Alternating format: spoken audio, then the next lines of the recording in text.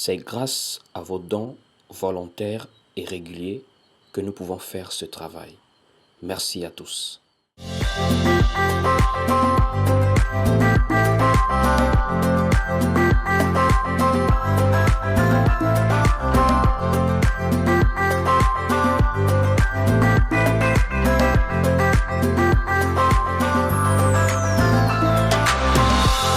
Nous partageons sur le thème Jésus-Christ la pierre ou encore Jésus-Christ le roc. Alors, comme je le disais, lorsque nous parlons de pierre, de roc, très souvent, c'est un élément qui est utilisé dans le cadre d'une construction, dans le cadre d'un édifice, dans le cadre d'une bâtisse qu'on veut construire. Vous allez remarquer, le roc est un élément naturel très solide qui permet de solidifier des édifices, des bâtiments. C'est ce qui est par exemple différent de la brique qui est beaucoup plus fragile. C'est un mélange de l'eau, du sable et du ciment, par exemple par rapport à nos briques que nous avons actuellement. Mais la pierre ou encore le roc, c'est un élément naturel pur dans sa composition qui permet de soutenir des édifices. Voici pourquoi vous allez remarquer, le Seigneur va par exemple interpeller les disciples en leur faisant comprendre que quand quelqu'un écoute la parole et la met en pratique, il est semblable à une personne qui a bâti sur le roc. Pourquoi sur le roc? C'est parce que lorsque les vents et les tempêtes vont passer, la maison va tenir ferme par rapport aux fondations. En réalité, ce n'est pas la beauté d'une maison qui montre que la maison est solide. La maison est solide par rapport au sous-bâtiment, par rapport aux fondations. Voici pourquoi dans l'architecture, ceux qui connaissent l'architecture savent que toute la base se fait d'abord au niveau des fondations. Allons-y prendre alors cette parole du Seigneur qui nous montre l'utilité et l'importance capitale du roc dans la construction. Prenons ensemble le livre de Matthieu, chapitre 7, à partir du verset 24. Nous allons lire ensemble. Matthieu chapitre 7, à partir du verset 24. Il est écrit ici, dans Matthieu chapitre 7, au verset 24. Lisons. C'est pourquoi, quiconque entend ces paroles que je dis et les met en pratique sera semblable à un homme prudent qui a bâti sa maison sur le roc. La pluie est tombée, les torrents sont venus, les vents ont soufflé et se sont jetés contre cette maison. Elle n'est point tombée parce qu'elle était fondée sur le roc. Mais quiconque entend ces paroles que je dis et ne les met pas en pratique sera semblable à un homme insensé qui a bâti sa maison sur le sable. La pluie est tombée, les torrents sont venus, les vents ont soufflé et ont battu cette maison. Elle est tombée et sa ruine a été grande. Ici, nous voyons très clairement comment Jésus donne des enseignements d'ordre spirituel. Il partage la parole avec les disciples, mais il symbolise cela par rapport à des éléments naturels. Donc il parle d'une construction et il parle des fondations, du sous-bâtiment de cette construction. Et il nous montre en réalité la place du roc, la place de la pierre dans la construction. Et ainsi, frères et sœurs, nous comprenons par là en réalité que lorsque nous parlons de certaines choses d'ordre spirituel, cela a beaucoup une portée même parfois symbolique dans le naturel, à l'exemple de la pierre, à l'exemple du roc. Alors ce que nous allons maintenant chercher à comprendre, c'est pourquoi Jésus nous parle du roc, nous parle de la construction, alors que nous sommes dans le cadre de l'écoute de la parole de Christ, de l'évangile de notre salut, du salut de nos âmes. Simplement parce que, en réalité, il y a également une construction spirituelle pour nous qui sommes Église. Vous devez savoir que Dieu a toujours cherché un lieu où il réside. Voici pourquoi vous allez remarquer, depuis Genèse, on entend parler de maison de Dieu. Jusqu'au temple de Jérusalem, on parlait de maison de Dieu. Jusqu'à l'église, on parle de maison de Dieu. Allons-y voir quelques éléments qui montrent la place du lieu de résidence avant de chercher à adorer Dieu. Il faut savoir où Dieu est. Le problème de nos jours, c'est que les gens adorent Dieu sans chercher à savoir où Dieu est. On n'invoque pas Dieu n'importe où. On invoque Dieu là où il est. Allons-y voir par exemple le livre de Genèse chapitre 28, comment Jacob va identifier un lieu comme étant la maison de Dieu. Alors qu'il n'y avait pas de bâtiment à ce lieu-là, mais il y a eu des éléments qui ont poussé Jacob à identifier ce lieu comme étant la maison de Dieu. Et suite à cela, Jacob va maintenant dresser un monument. Ça veut dire qu'il va maintenant passer au sacrifice ou encore à l'adoration parce qu'il a identifié cet endroit comme étant la maison de Dieu. Nous sommes en train de parler du roc, qui est un élément utilisé pour les constructions. Et nous parlons de cela parce que dans le domaine de la foi également, nous parlons de la construction, nous parlons d'un bâtiment, en l'occurrence la maison de Dieu. Allons-y voir que depuis le temps des patriarches, il y a toujours eu la nécessité, l'importance de connaître la maison de Dieu avant même de l'adorer. Allons-y prendre le livre de Genèse chapitre 28 au verset 16. Nous allons écouter les déclarations du patriarche Jacob. Genèse chapitre 28 à partir du verset 16. Écoutons la parole. Il est écrit ici, dans Genèse 28 à partir du verset 16. Jacob s'éveilla de son sommeil et il dit, « Certainement l'Éternel est en ce lieu et moi, je ne le savais pas. » Il eut peur et il dit, « Que ce lieu est redoutable. C'est ici la maison de Dieu, c'est ici la porte des cieux. » La suite, « Et Jacob se leva de bon matin, il prit la pierre dont il avait fait son chevet, il la dressa pour monument et il versa de l'huile sur son sommet. Il donna à ce lieu le nom de Bethel, mais la ville s'appelait auparavant Luz. Jacob fit un vœu en disant, « Si Dieu est avec moi et me garde pendant ce voyage que je fais, s'il me donne du pain à manger et des habits pour me vêtir, et si je retourne en paix à la maison de mon père, alors l'Éternel sera mon Dieu. Cette pierre que je dresse pour monument sera la maison de Dieu, et je te donnerai la dîme de tout ce que tu me donneras. » Donc, Jacob a d'abord déclaré un lieu comme étant maison de Dieu. Et ensuite, il a dressé un monument. Et c'est la même chose que nous allons voir dans le temple de Jérusalem, qui devient maintenant la maison de l'Éternel. Vous devez comprendre que quand on parlait du temple de Jérusalem, on parlait de la maison de l'Éternel. Allons-y prendre par exemple le livre de 1 Roi, chapitre 3, dès le verset 2, pour voir que le temple de Jérusalem était la maison de l'Éternel. 1 Roi, chapitre 3, à partir du verset 2. 1 Roi, au chapitre 3, dès le verset 2, nous allons lire. Il est écrit ici dans 1 Roi, chapitre 3, au verset 2. Le peuple ne sacrifiait que sur les hauts lieux, car jusqu'à cette époque, il n'avait point été bâti de maison au nom de l'Éternel. Salomon aimait l'Éternel et suivait les coutumes de David, son père. Seulement, c'était sur les hauts lieux qu'il offrait les sacrifices et les parfums. Si vous revenez bien au verset 2, on va bien dire ici, « Le peuple ne sacrifiait que sur les hauts lieux. Jusqu'à cette époque, il n'y avait point été bâti de maison au nom de l'Éternel. » Salomon aimait l'Éternel. Donc, nous voyons que la maison qui a été bâtie ensuite pour que l'adoration quitte les hauts lieux et aille à Jérusalem, c'était la maison de l'Éternel. C'était à ce lieu que résidait son nom. Voici pourquoi c'était à ce lieu qu'on célébrait les fêtes et puis qu'on sacrifiait, on donnait des sacrifices à Dieu, les dîmes, les holocaustes et beaucoup d'autres choses. Voici pourquoi vous allez remarquer le jour de la Pentecôte, dans le livre de Actes chapitre 2, au verset 5, on nous dit clairement que des Juifs de toutes les nations qui sont sous le ciel étaient réunis à Jérusalem. Et maintenant, ce qu'il faut savoir, c'est que cette maison de Dieu n'est plus physique, puisque à l'heure actuelle que nous parlons, le temple de Jérusalem physiquement n'existe plus. Alors que Dieu a toujours sa maison. Maintenant, quelle est la maison de Dieu? Et ce qu'il faut chercher à savoir. Puisque Jésus avait dit, je bâtirai mon église.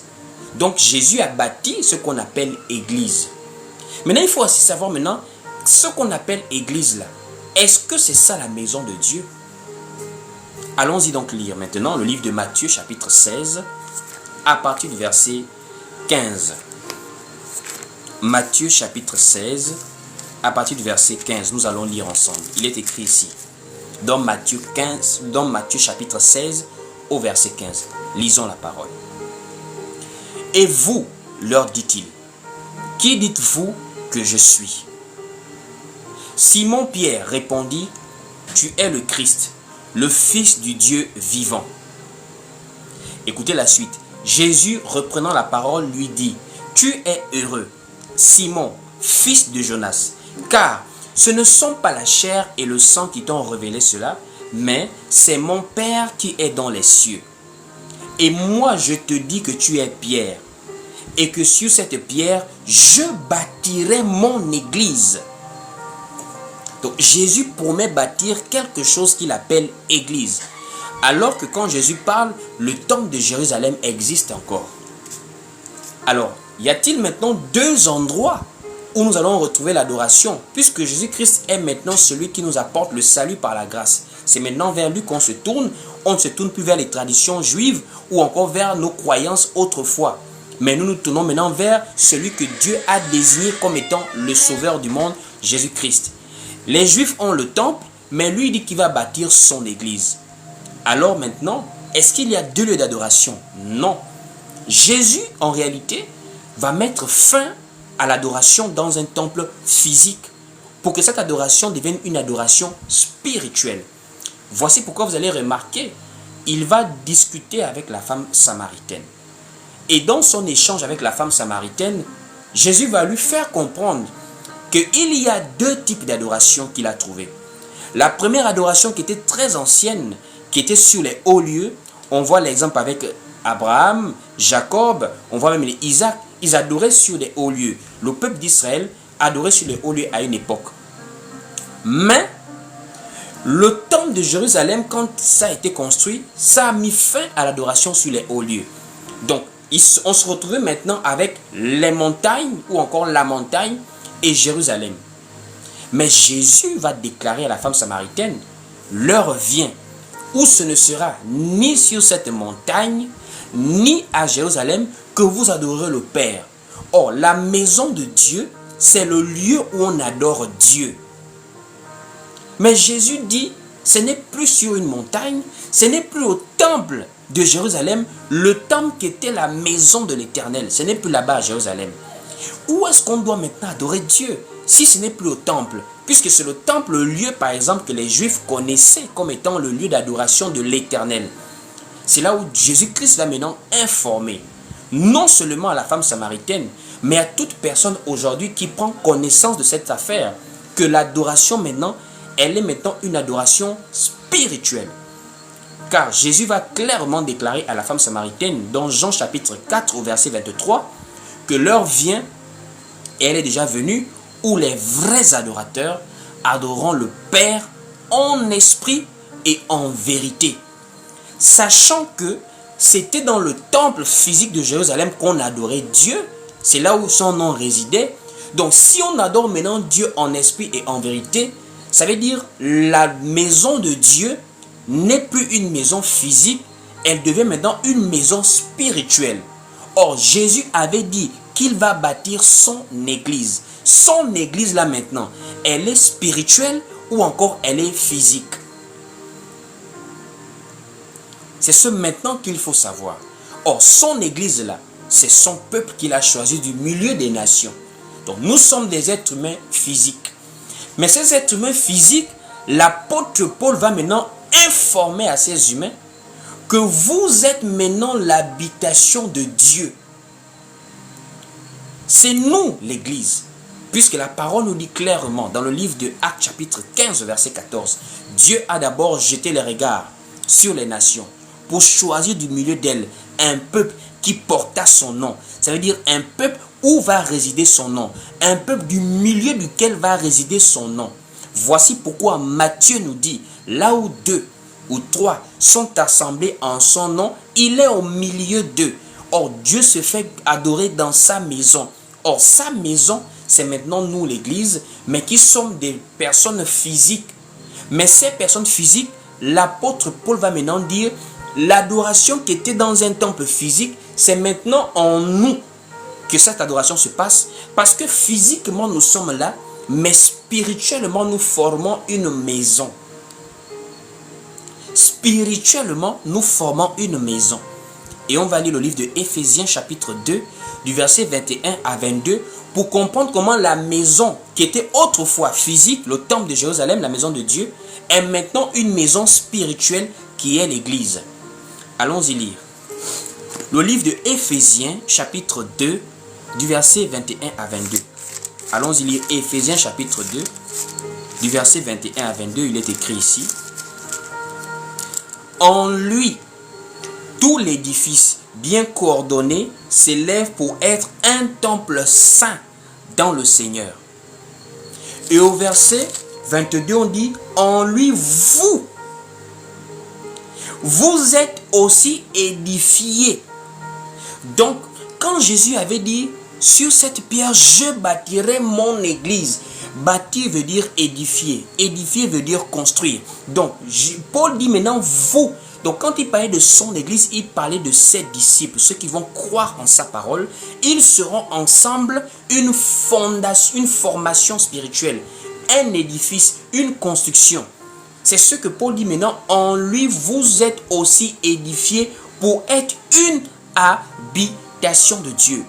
Mais il pousse encore le bouchon loin en disant, vous êtes une habitation de Dieu en esprit. Cela concorde directement avec la déclaration du Seigneur qui disait, l'heure vient où les vrais adorateurs adoreront le Père en esprit et en vérité.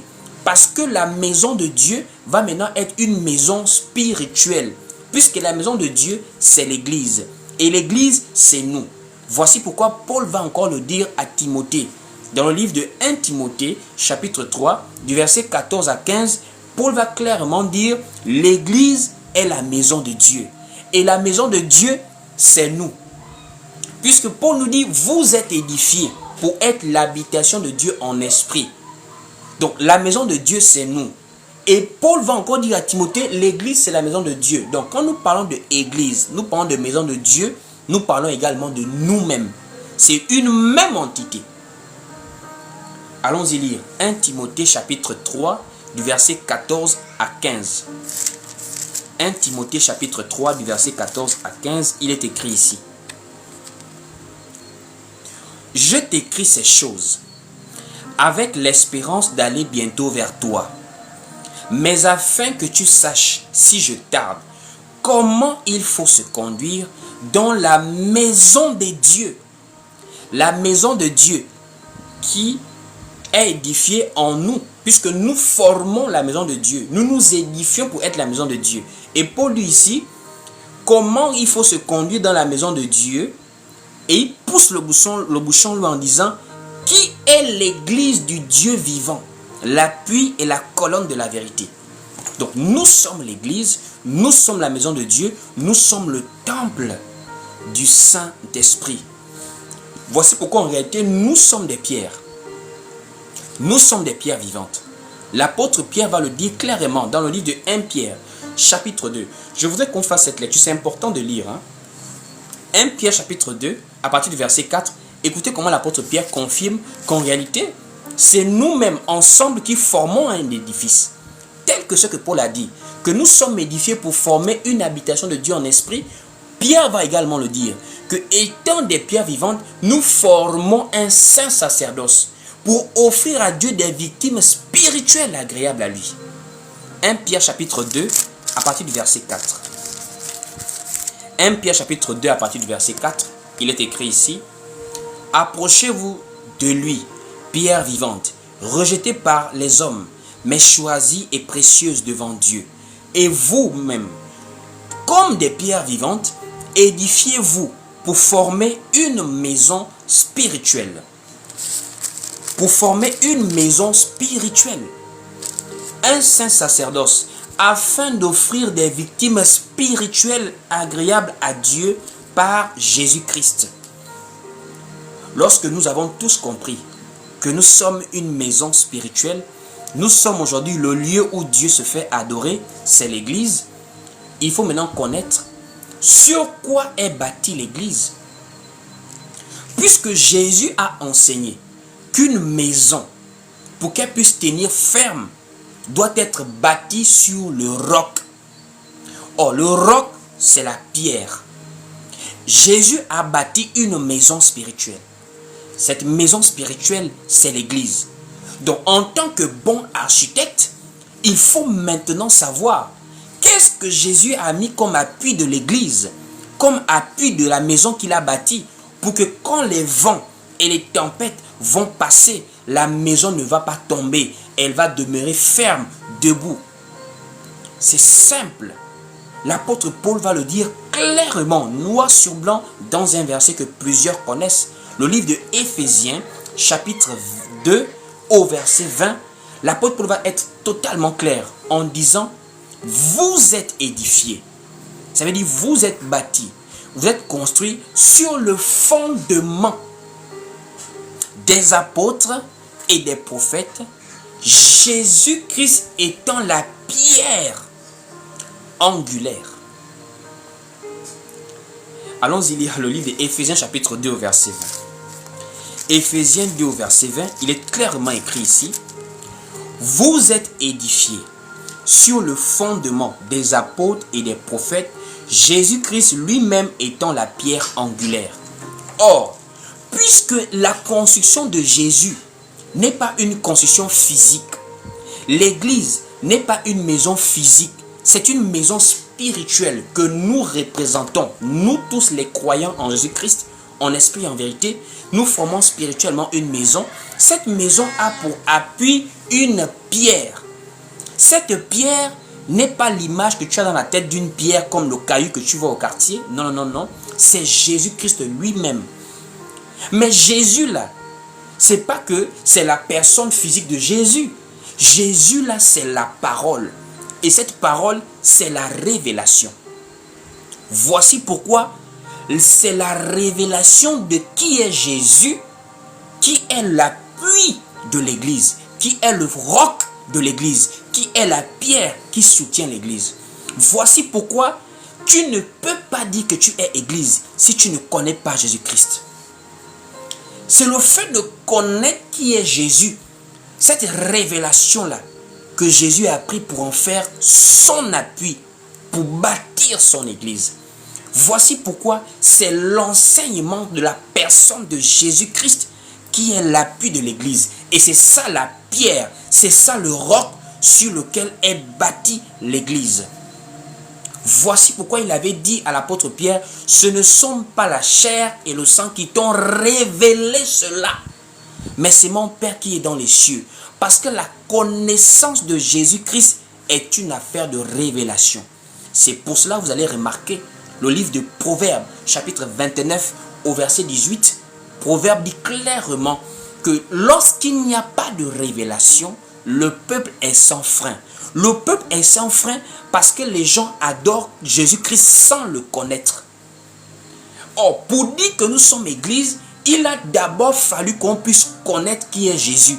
C'est lorsque Jésus avait écouté la déclaration de Pierre qu'il a clairement identifié sur la terre comme étant le Fils du Dieu vivant.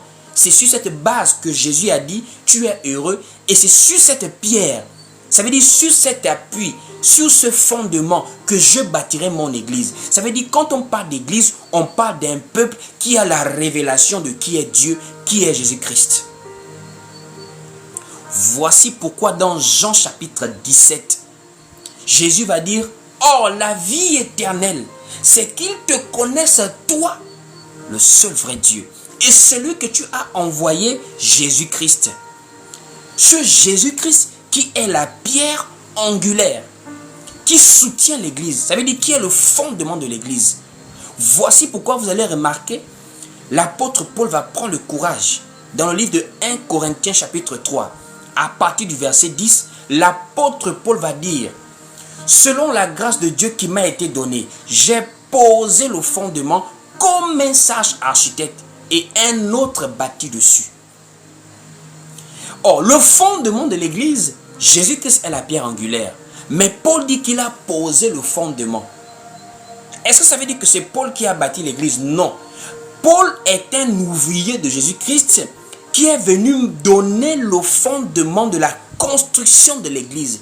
Ça veut dire le fondement de notre foi, c'est de connaître la personne de Jésus-Christ. Voici pourquoi le livre de Romains, chapitre 10, au verset 17, la parole dit: et la foi vient de ce que l'on entend. Et ce que l'on entend vient de la parole de Christ. Parce que c'est le fait de connaître Jésus-Christ qui est l'appui et le fondement de l'église. Donc c'est la révélation de Jésus-Christ qui est la pierre angulaire. Jésus-Christ est le roc et la pierre qui soutient l'église. Ça veut dire qu'il soutient notre foi. Parce que nous sommes église à cause de la foi que nous avons en Jésus-Christ. Allons-y lire le livre de 1 Corinthiens chapitre 3 à partir du verset 10 pour voir comment Paul va le dire. 1 Corinthiens 3 au verset 10. Il est écrit ici dans 1 Corinthiens 3 au verset 10. Selon la grâce de Dieu qui m'a été donnée, j'ai posé le fondement comme un sage architecte et un autre bâtit dessus. Mais que chacun prenne garde à la manière dont il bâtit dessus, car personne ne peut poser un autre fondement que celui qui a été posé, savoir Jésus-Christ. Ce même Jésus-Christ qu'il a présenté aux Éphésiens comme étant la pierre angulaire. Comme étant la pierre angulaire.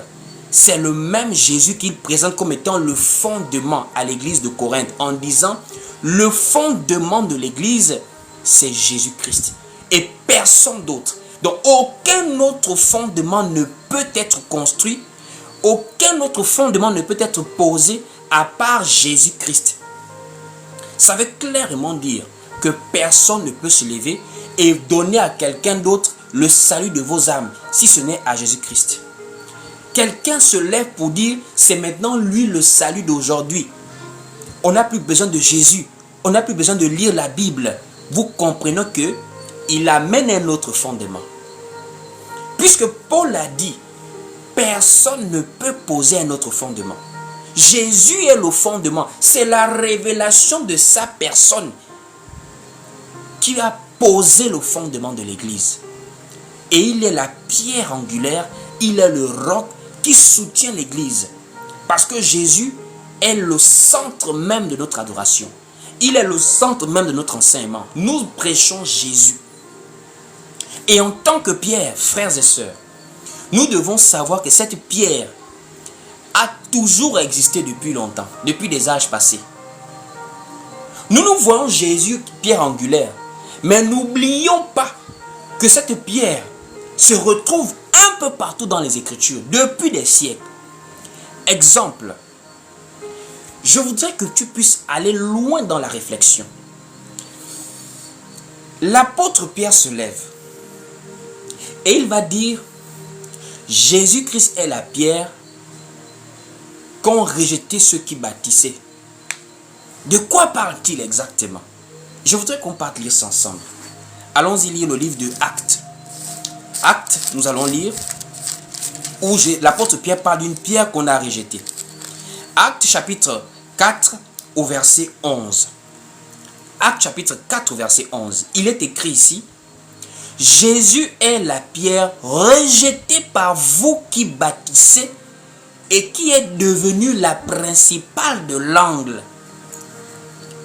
Or, Paul a dit, personne ne peut poser un autre fondement. Ça veut dire qu'il y a des gens qui bâtissent. Mais seulement quand ils bâtissent, il y a des gens qui peuvent bâtir sans poser le fondement qui est la pierre angulaire. Ce fondement qui est Jésus-Christ. Et l'apôtre Pierre va encore dire, Jésus est la pierre, mais qui a été rejetée. Là, il dit, vous qui bâtissez. Mais dans 1 Pierre, il va dire, qui a été rejeté. Allons-y lire 1 Pierre pour comprendre les propos de l'apôtre Pierre. Nous sommes dans le livre de 1 Pierre chapitre 2. On va lire posément, doucement. On va lire 1 Pierre, voilà.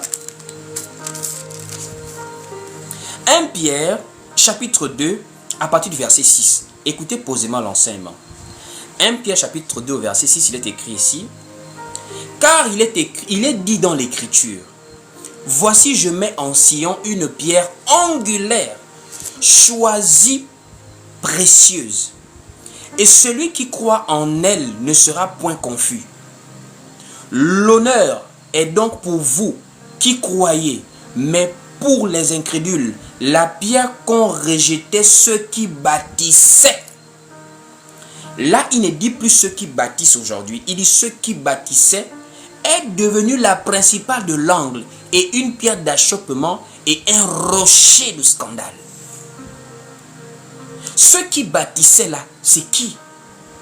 N'oublions pas que dans le livre de Genèse, il y a des gens qui bâtissaient aussi. Dans Genèse chapitre 11, on voit que des gens ont bâti. Et on dit précisément que la brique leur servit de pierre. Donc il y avait la pierre, mais ils ont préféré prendre la brique pour leur bâtisse. On va lire le livre de Genèse chapitre 11, dès le verset 1er, pour comprendre qu'il y a eu des gens qui ont bâti depuis. Mais au lieu de prendre la pierre, qui est le fondement solide qui permet de soutenir une maison contre les vents et les tempêtes, les intempéries de la météo, de la nature là. Au lieu de prendre la pierre, le roc, eux ils ont préféré prendre la brique. Allons-y lire le livre de Genèse chapitre 11, dès le verset 1er. Allons-y lire. Genèse chapitre 11, dès le verset 1er. Il est écrit ici dans Genèse chapitre 11 au verset 1er. On lit. Toute la terre avait une seule langue et les mêmes mots. Comme ils étaient partis de l'Orient, ils trouvèrent une plaine au pays de Shinéar et ils y habitèrent. Ils se dirent l'un à l'autre, allons, faisons des briques et cuissons-les au feu. Et la brique leur servit de pierre.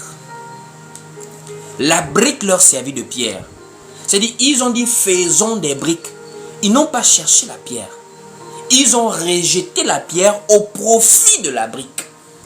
Et c'est ce que l'apôtre Pierre dans la révélation va maintenant ressortir, que la pierre angulaire, elle a été rejetée.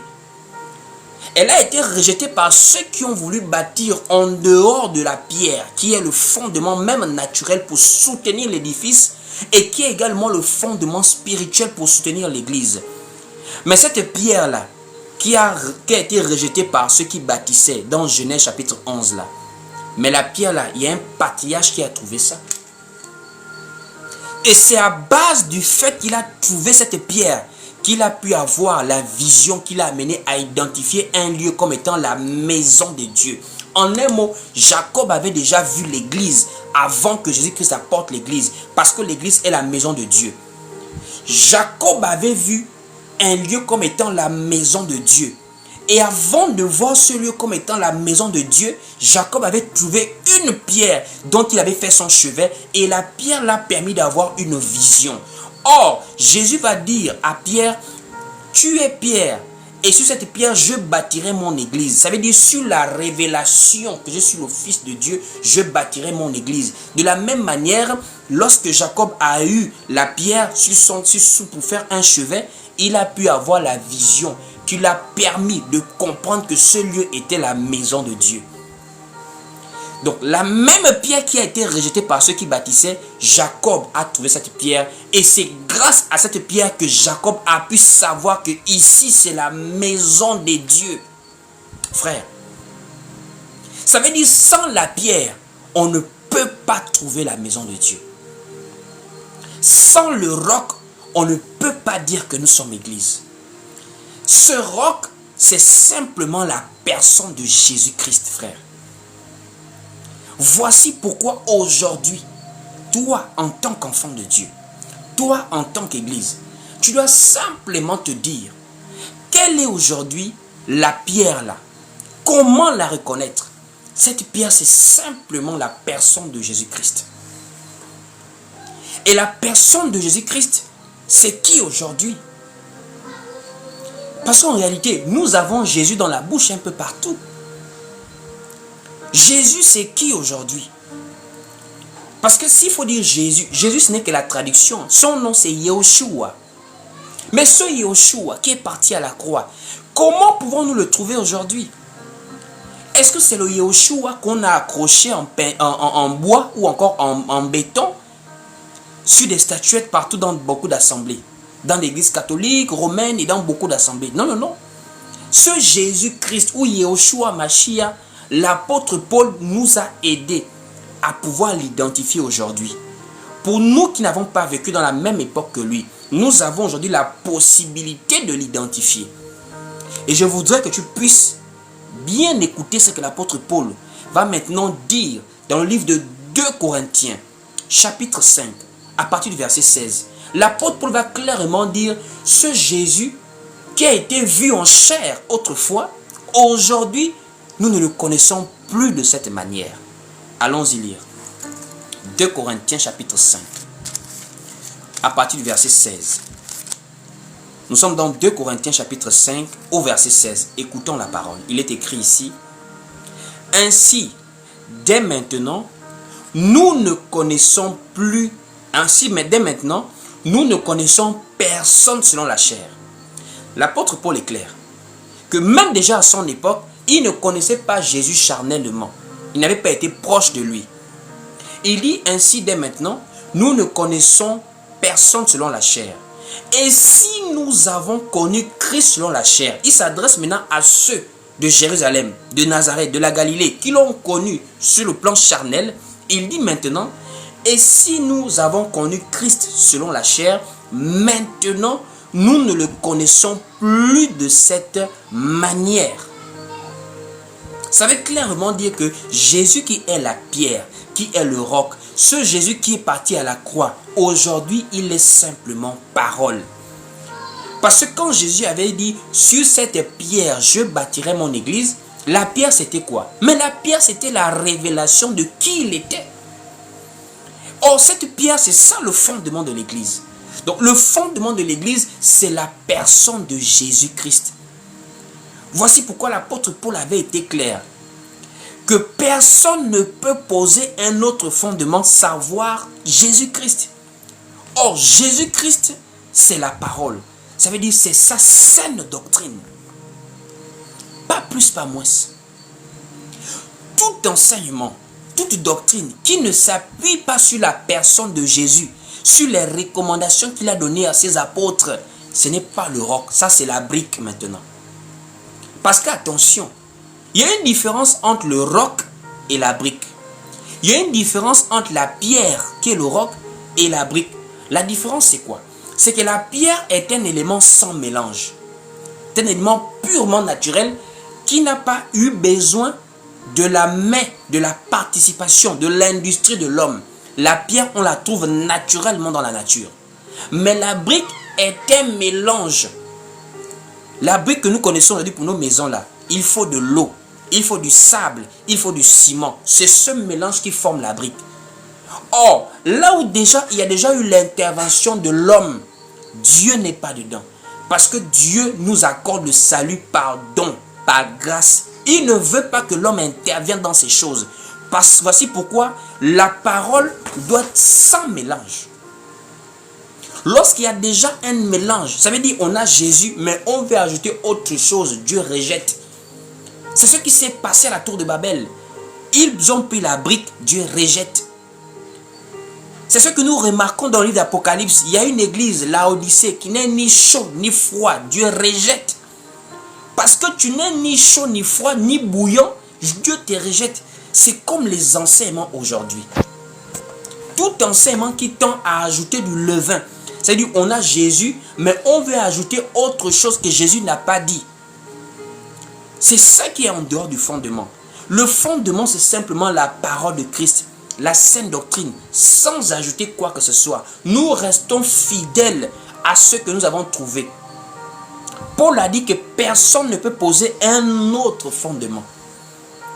Jésus a laissé sa parole à ses apôtres, l'évangile que nous prêchons. Ce n'est pas de nous-mêmes. On n'a pas eu à ajouter, à participer à ce fondement. Nous ne sommes que dans la continuité de ce fondement. Donc Christ est le roc. Et le roc C'est ce qui doit soutenir la vie de foi de tout un chacun d'entre nous. Sa parole. Donc tout ce que nous vivons, nous devons avoir comme appui la doctrine du Seigneur. Dans les hauts, dans les bas, dans tous les aspects de nos vies, nous devons avoir pour appui la doctrine du Seigneur. Et non les pensées des hommes. De nos jours, l'Église est infiltrée par des philosophes, par des coachs, par des penseurs. Il y a même déjà des libres penseurs dans l'Église. Ça veut dire qu'ils ne prêchent pas la doctrine du Seigneur, ils prêchent ses expériences, ils prêchent sa manière de voir, ils prêchent sa philosophie. Or, l'apôtre Paul nous avait déjà mis en garde contre les philosophies des hommes. Dans le livre de Colossiens chapitre 2, à partir du verset 8. Je voudrais que nous puissions aller lire ce passage. Colossiens chapitre 2, à partir du verset 8. Il est écrit ici. Dans Colossiens 2, verset 8. Prenez garde que personne ne fasse de vous sa proie par la philosophie et par une vaine tromperie, s'appuyant sur la tradition des hommes, sur les rudiments du monde et non sur Christ. Or, quand on parle de Christ, je répète, on parle du roc, on parle de la pierre angulaire qui est le fondement de l'Église. Mais quand il y a maintenant des philosophies, des points de vue qui dépassent la parole, là maintenant, nous sommes dans ce que Paul avait interdit, de ne pas apporter un autre fondement, frère. Restons sur la doctrine de Christ. Et nous ne nous laissons pas séduire par des philosophies. De nos jours, l'égalité de sexe est une philosophie, frère. L'égalité de sexe est une philosophie que on peut vous montrer le bien fondé même de l'égalité de sexe. Mais nous, là, nous sommes de ceux qui s'appuient sur Christ et non sur les philosophies des hommes. La parole de Christ nous fait comprendre que l'homme est le chef de la femme comme Christ est le chef de l'Église. Même si ça va déposer des charges sur l'homme, on va assumer des charges parce que nous sommes la représentation de Christ vis-à-vis de nos femmes comme Christ est par rapport à l'Église. Nous, on n'aide pas Dieu. Dieu est tout puissant, il n'a pas besoin de notre aide. Nous sommes simplement soumis à sa parole. Uza a voulu aider Dieu, toucher l'arche de l'alliance, alors que Sédan ne lui a pas permis de toucher, il a été frappé de mort. On n'aide pas Dieu. Dieu est parti préparer la rédemption avant la fondation du monde. On n'était pas. Ça veut dire, c'est pas aujourd'hui qu'on va maintenant créer une sorte d'égalité, parce que la relation de l'homme et de la femme est l'image de la relation de Christ et de l'Église. L'Église est soumise à Christ et de la même manière, la femme doit être soumise à l'homme. Il n'y a pas que non, elle peut aussi t'aider. On va assumer la parole. On ne veut pas de philosophie dans l'Église. Si maintenant quelqu'un de son propre chef, dans son foyer, il veut faire cela, ça lui regarde dans son propre foyer. Mais jamais apporter des enseignements en dehors de la doctrine du Christ. C'est ce qu'il faut rejeter. Parce qu'on veut rester dans le roc. On veut rester sur la pierre angulaire. La pierre n'accepte pas de mélange. Frères et sœurs. Ça n'accepte pas de mélange. De nos jours, la doctrine vestimentaire commence à être infiltrée par le laisser-aller. Ne rejetez pas les gens qui viennent habiller comme ils veulent. Non, frère. Si quelqu'un n'a pas encore accepté le Seigneur, elle vient en assemblée, on ne la juge pas, on ne regarde pas comment elle est vêtue, on regarde simplement la disposition de son cœur à accepter la parole. Mais quelqu'un qui a déjà mis du temps, qui a déjà écouté des enseignements, qui veut créer maintenant du libertinage dans l'église pour dire non, en tout cas, c'est pour la liberté, il faut ôter le méchant du milieu de vous, nous dit l'apôtre Paul. Lorsque quelqu'un a déjà fait déjà une durée qui montre qu'elle est déjà prête à accepter ou de refuser, mais qu'elle continue à créer un libertinage, il faut éloigner les méchants du milieu de vous. Paul avait clairement dit que c'est quelqu'un qui se dit frère, mais qui est impudique, menteur et tout cela qu'il faut maintenant exposer, rejeter, éloigner. Pas de nouvelles personnes qui n'ont pas encore accepté, des incrédules. Mais nous voyons des gens même qui ont déjà duré dans des assemblées. Mais la personne continue à dire non, c'est pour la liberté. Je m'habille comme je veux. Il faut ôter. La parole de Dieu, c'est la discipline. Le roc est difficile à accepter, mais c'est ce qui donne la vie. C'est ce qui donne le salut. Cette pureté du roc là, de la pierre sans mélange. La brique, elle est mélangée. Et de nos jours, les gens mélangent la parole de Dieu avec des philosophies, avec l'émancipation des mentalités, avec l'évolution des mœurs. Nous, on ne va pas évoluer. On est sur la parole qui est la même hier, aujourd'hui et éternellement. Restons sur le roc qui est Jésus-Christ, qui est sa parole, sa doctrine, sans mélange. Vraiment que Dieu vous bénisse. Je veux qu'avant de se séparer, on puisse prier pour cela. Je veux vraiment qu'on puisse prier pour cela. Parce que véritablement, de nos jours, on remarque sérieusement le mélange. On remarque le mélange. Et il faut élever sa voix et prier. Afin que le mélange ne soit pas ton partage dans ta vie de foi. Frère, si tu n'es pas bâti sur le roc, c'est pour cela que vous voyez beaucoup de gens sont devenus des rétrogrades. Des anciens chrétiens qui deviennent des musulmans, des athées, des traditionalistes. Il n'y avait pas le roc, il y avait des mélanges. Or, le mélange n'est pas solide, frère. Voici pourquoi vous voyez même des anciennes bâtisses d'autrefois, des bâtiments d'avant. Depuis des siècles, c'est toujours solide parce que les fondations étaient solides. Quand tu as bâti ta vie de foi sur l'amour d'une femme, l'amour d'un homme, le luxe, les dettes morales, il y a des gens qui prient dans des églises à cause des dettes morales, frère. Dettes morales. Le pasteur l'a trop aidé. Il était étudiant, le pasteur l'a aidé à faire des études pour trouver du travail. Donc il a la dette morale. Dans cette église, elle était enceinte, on l'a aidé à accoucher, dette morale. Et beaucoup de ces faux pasteurs, ils ont maintenant une très grande stratégie, la dette morale. Il ne te prêche pas la parole. Il n'a aucune révélation. Il n'a aucun appel. Mais il fait du social. Il met en place un groupe. Il a des moyens pour aider les gens.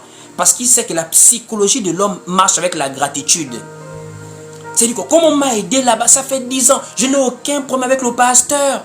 Comment je peux partir de l'église? Frère, les disciples de Jean ont suivi Jésus. Jean avait des disciples. Lorsqu'ils ont compris que celui-ci c'est l'agneau de Dieu, ils ont suivi Jésus. On ne suit pas les gens par dette morale dans l'affaire du salut, frère. Même si le pasteur t'a aidé, même s'il t'a donné de l'argent, le salut de ton âme n'a pas de prix. Même si tu as des responsabilités, responsabilité n'amène pas au ciel. Ce qui amène au ciel, c'est de croire en Jésus-Christ. Or, croire en Jésus-Christ, c'est pas aller chanter à l'église ou taper les mains ou jouer au piano. C'est de marcher selon la doctrine du Seigneur. Il faut enlever tout ce qui est mélange dans ta foi, frère. Si ta foi est bâtie sur le mélange, les esprits de reconnaissance des hommes, la honte, le gêne, le qu'en dira-t-on, les responsabilités qui ne donnent absolument rien dans notre salut là, ça c'est dans le mélange. Sois à un endroit où la parole touche ton cœur, où elle n'a pas de mélange, où l'apôtre Paul peut applaudir quand tu prêches, où l'apôtre Pierre peut applaudir ton prédicateur. Est-ce que quand toi ton prédicateur prêche, Paul peut l'applaudir? Est-ce que Pierre peut être d'accord avec celui qui t'enseigne la parole? Il faudrait, frères et sœurs, que nous restons sur le roc. Voici pourquoi nous allons maintenant prier. Je veux que tu pries avec moi maintenant, afin que Dieu délivre quelqu'un de toute forme de mélange et nous amène à être sur le roc. Je veux simplement que tu inclines ta tête où tu es et tu me laisses prier pour la fin de ces moments. Seigneur, notre Dieu, notre Père, nous te sommes infiniment reconnaissants pour ces temps de partage. Nous te sommes reconnaissants parce que ce soir, tu nous as encore édifiés. Tu nous as encore bénis, mon Dieu. Je crois que plusieurs personnes ont encore été renforcées dans leur foi. Bâtir sa foi sur toi, le roc, c'est que nous allons être debout malgré les vents, les tempêtes, malgré les persécutions, malgré les combats. Mais le sable est l'image, la brique est l'image du mélange. Nous ne voulons pas être dans le mélange. Nous ne voulons pas être dans ce qui est fragile, mais nous voulons demeurer dans ce qui est solide, mon Dieu, mon roi. Aide quelqu'un à demeurer sur la saine doctrine du Seigneur Jésus-Christ. Malgré les difficultés, que la doctrine du Seigneur puisse être notre partage tous les jours. Dans le nom du Seigneur Jésus-Christ, nous avons ainsi prié. Nous disons Amen. Amen. Que Dieu vous bénisse. Nous sommes arrivés au terme de ces moments. Pour plus d'édification, suivez-nous sur Facebook, YouTube, TikTok et Instagram. Que Dieu vous bénisse.